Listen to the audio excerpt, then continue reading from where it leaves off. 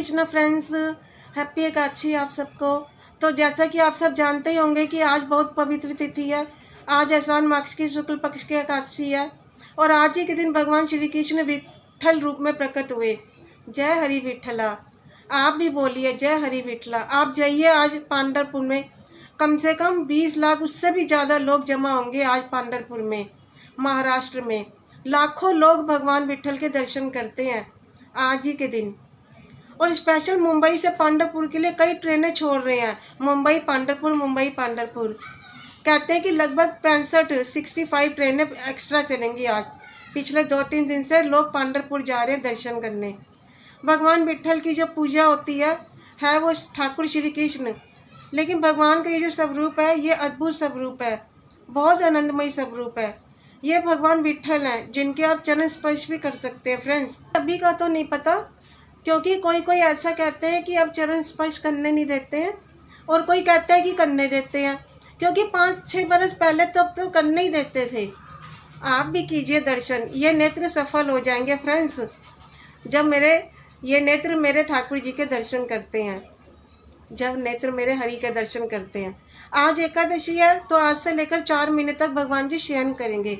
4 महीने शयन करेंगे, मतलब आज एकादशी से लेकर कार्तिक मास की शुक्ल पक्ष की एकादशी, जो कार्तिक मास में बड़ी एकादशी आती है, वहाँ तक भगवान 4 महीने तक शयन करेंगे। शयन का मतलब भगवान सोते नहीं है, भगवान जी नींद नहीं करते हैं हमारी तरह। वो योग निद्रा में चले जाते हैं, नेत्र बंद करके अपने भक्तों से मिलने जाते हैं, मतलब अपने भक्तों का ध्यान करते हैं। जी हाँ, जैसे भक्त भगवान का ध्यान करते हैं तो मेरे भगवान भी अपने भक्तों का ध्यान करते हैं।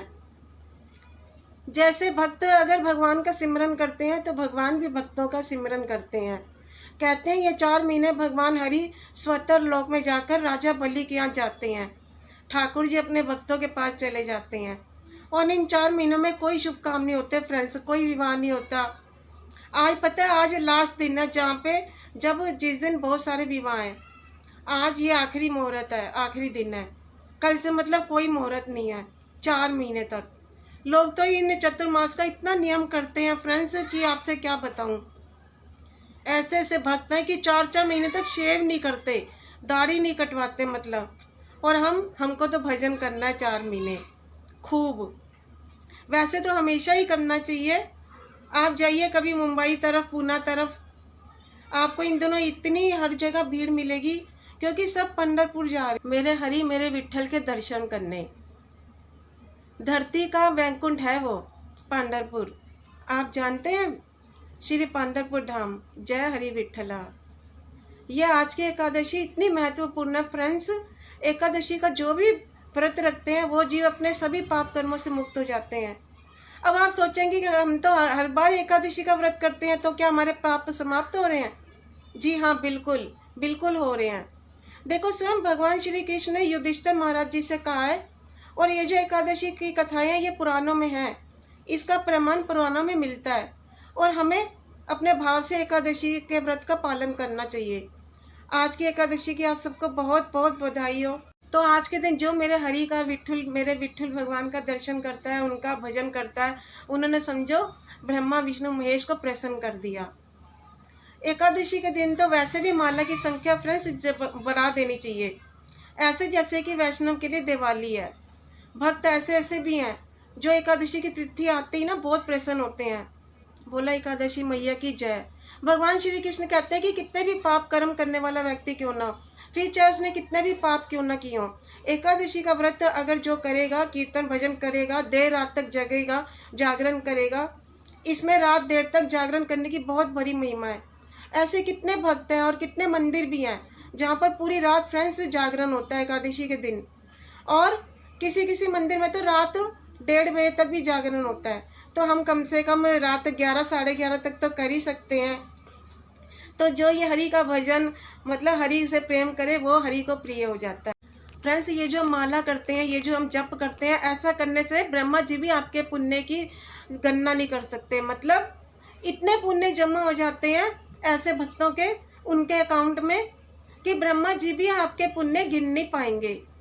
तो ऐसे ही एकादशी के दिन जागरण कीजिए, कीर्तन भजन करिए, तो आपके पुण्य कर्म की गणना भी कोई नहीं कर सकता। देखो शास्त्र कहते हैं कि हमको 4 से 5 घंटे सोना चाहिए, पर आज तो कलयुग है तो हम 6-7 घंटे सो सकते हैं, इससे ज़्यादा नहीं, नहीं तो शरीर आलसी हो जाता है। अब हमें आराम करना है, क्योंकि शरीर को तो आराम चाहिए, लेकिन हरि कथा, हरि कीर्तन, भजन, ये आत्मा का आराम है। अब देखो आत्मा कितने जन्मों से भटक रही है, उसको आराम कब मिलेगा? जब हम हरि भजन करते हैं, हरि कथा सुनते हैं, तो आत्मा को आराम मिलता है। पालो इस जन्म में ईश्वर को, क्योंकि अन्य किसी भी जन्म में भगवान नहीं मिलते। पशु पक्षी की योनि में, पशु पक्षी के जन्म में ईश्वर की प्राप्ति नहीं होती है, पशु पक्षी के जन्म में भक्ति नहीं होती है, एकादशी का व्रत किया नहीं जाता है, नाम सिमरन नहीं किया जाता। ये सब सिर्फ मनुष्य जन्म में ही चांस मिलता है, लेकिन मनुष्य उसको भी छोड़ दे तो क्या फ़ायदा इस मनुष्य जन्म का? तो जानना तो सभी ने है एक दिन, तो जाने से क्यों ना हम ऐसा कुछ कर जाएं कि उस ईश्वर को पालें, क्योंकि ये संसार को तो पाकर देख लिया। तो मत करो ऐसा, इस मौके को, इस चांस को मत गवाओ और मनुष्य जन्म को अपने सफल करिए। तो फ्रेंड्स, आज ही के दिन भगवान श्री कृष्ण कुंडलिक के घर में गए, भक्त कुंडलिक, और उनके घर में जाके भगवान ने उनको दर्शन दिया।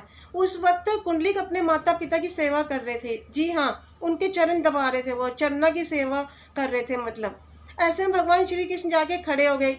तब भक्त कुंडलिक ने कहा, जब भगवान श्री कृष्ण खड़े थे, उनको एक ईंट दे दी और उसी ईंट पर मेरे ठाकुर जी खड़े हो गए। और तभी से ही मेरे ठाकुर जी का नाम विट्ठल पड़ा, क्योंकि महाराष्ट्र में ईंट को वृग कहते हैं, वीट कहते हैं, यानी विट्ठल। ईंट पे खड़े ना, इसीलिए विट्ठल भगवान है।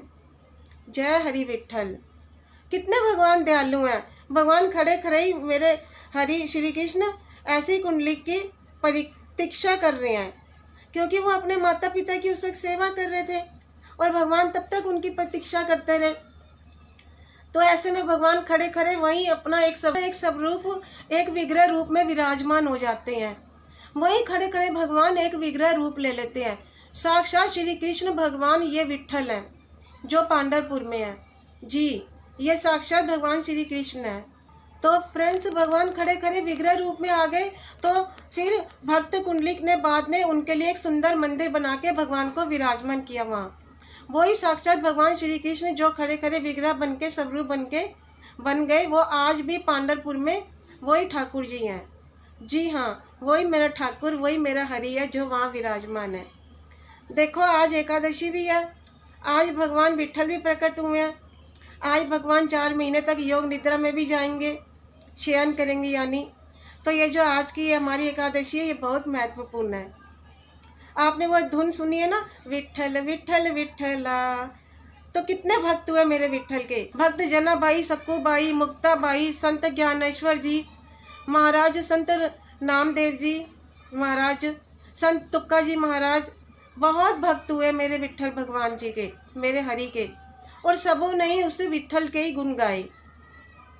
तो आप भी आज विट्ठल के, मेरे भगवान के, मेरे हरि के गुण गाना। और आज ही क्यों, रोज, क्योंकि मानव जन्म में ही भक्ति प्राप्त होती है। आपको पता है ना, किसी अन्य जन्म में नहीं। देखो अब जो हमारी ट्रेन छूट जाती है तो उसका कितना दुख होता है। सिर्फ 2 मिनट से मान लो हमारी ट्रेन छूट गई, कितना दुख होता है। सामान पैक, कपड़े पैक, सारे लगेज हाथ में तो, और टिकट हाथ में, और ट्रेन छूट गई, क्या फ़ायदा? अरे वो तो ट्रेन थी, छूट गई, दूसरी मिल जाएगी। लेकिन यहाँ तो ज़िंदगी छूटने का डर है, कहीं ये छूट गई तो ये ज़िंदगी ना मिलेगी दोबारा, फिर से मानव जन्म प्राप्त हो। ये कैसे संभव है, आप बताइए। चलो मान लो, अगर कोई कहता है कि हमने बहुत अच्छे कर्म किए, हमें मानव जन्म ही मिलेगा अगला, चलो, लेकिन ये पक्का है क्या कि अगले जन्म में भी हम भक्ति कर पाएंगे? आप तो देख ही रहे हैं कलयुग, ये माया कितनी भयंकर है आज के टाइम में। तो आज हमसे भक्ति नहीं हो रही है तो अगले जन्म में क्या होगी? और हम अगले जन्म की प्रतीक्षा करें भी तो क्यों ना करें इसी जन्म में ही भक्ति, और अपने इस जन्म को आखिरी करें और अपने हरि को प्राप्त करें। तो कीजिए हरे कृष्ण का जप। और फ्रेंड्स, ये 21 जुलाई को गुरु पूर्णिमा है, कमिंग संडे, ये ध्यान में रखकर चलिएगा। हरे कृष्णा।